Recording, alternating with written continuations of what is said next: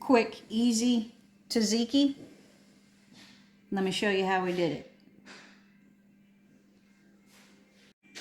So we have grated an English cucumber and sprinkled a little salt on it so that it can hang out and let the moisture come out of it, and we'll add it to our tzatziki right before we're ready to serve it so that we don't fill our tzatziki full of moisture.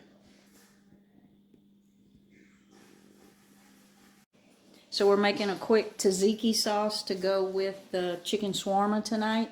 So she's putting 1.5 cups of yogurt in the bowl.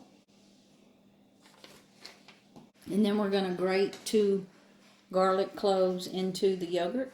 We're using a zester is what I normally use, but if you wanted to use a garlic press or chop it up real fine, however you like, but I kind of like the texture of the grated garlic.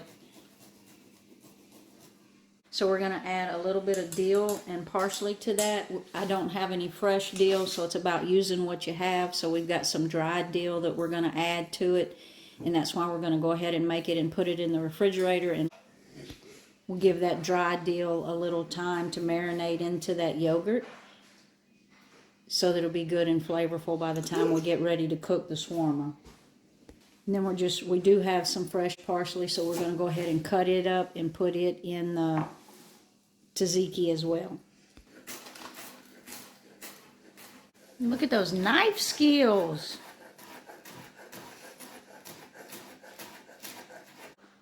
Everybody in the pool? We're going to start with half of a lemon. She's going to put some lemon juice in it, and then as it marinates, we'll taste it at the end to see if we need to add more lemon. So that's just a taste, but we're just going to go with a half for now. And then a little bit of salt. Olive oil, 1 to 2 tablespoons, again, whatever your taste preference. And then we're just going to stir that all around. And again, we're just going to put this in the refrigerator to hang out.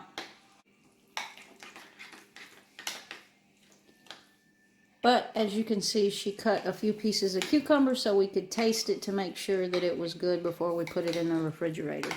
Let's give it a little taste and see if it needs anything.